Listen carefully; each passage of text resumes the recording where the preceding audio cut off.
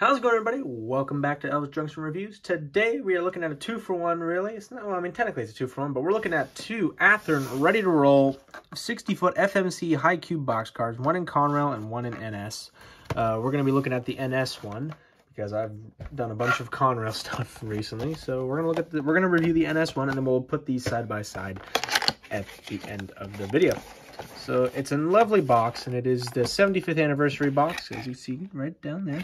Athearn's 75th anniversary was a couple years ago, so they've been really marketing that in their boxes recently. Let's put that down here. Here is our little exploded diagram. I'm gonna get open here. There we go. So as you can see, there's not a lot of detail in here, but it doesn't matter though, because I still want to review this because I can.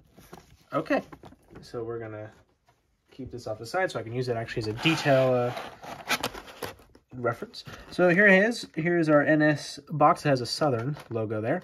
But anyway, we're gonna get it out of its box here. It's a nice brown color.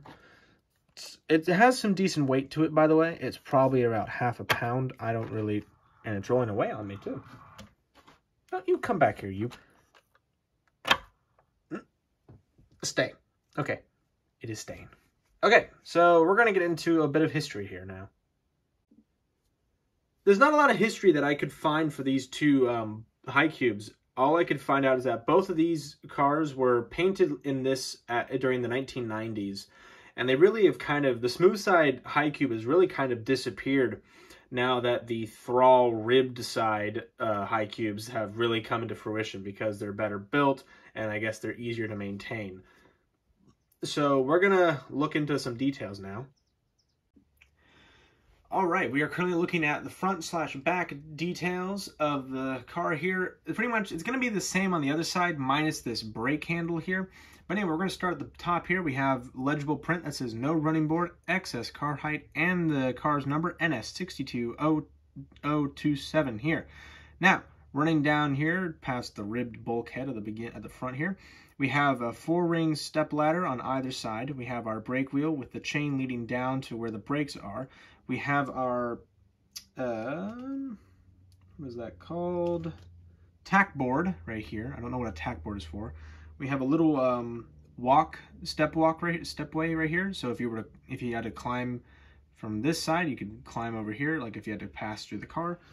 We also have our coupler cut bar right here, which runs to that, and we have our Athearn KD coupler here, as well as an anti-climber right here. And it's like I said, it's pretty much the same on the other side. The only difference being that brake wheel being gone, and there goes the car rolling away because this table is not stable. Hey, that rhymed. So, because this is a smooth-sided box car, there's really not a lot of detail. There is some detail. I mean, there is a lot of printable and, legible writing on the doors here, as well as underneath the number here. On either side here, we have some lovely details here. We also have a big old NS logo, the original NS logo. But this was an old Southern box car, so it still has its Southern reporting markings. We also have some step ladders here, as well as stirrup steps on either side of the car. They are also on the other side of the car as well. And we have a lovely circle that has a plated F, and I don't know what that's for. So now I'm going to show you the bottom of the car here, because we have a little bit of detail here. We have an air tank reservoir right there. We have brake rods that run their way from each bogie here. There's a long and a short. And you can also see the detail of the floor here, as well as the chassis of the actual car. And now I'm going to go into my final thoughts about this freight car. So, my final thoughts, this is a good piece of rolling stock. I mean, it's kind of lacking in detail, in my personal opinion. If you've ever bought some of the Thrall style of high cubes from Athearn, you know those are a lot more detailed. Like they're like actual grab handles like on each door that can break off just so simply. But I still think these are good, but I think they were a little bit overpriced. I had to pay around 40 bucks for these, and that was before shipping. So that came out to about like $53. So it's kind of like, that's a bit of a shame. But if you really want to make your, I think these are definitely not much of a crowd pleaser, but if you want to make your train look bigger, you buy a bunch of these, because if it's, as it's going past that, who knows, 20 something miles per hour in scale miles, you definitely really won't notice the lacking of detail. And that's what I think what matters.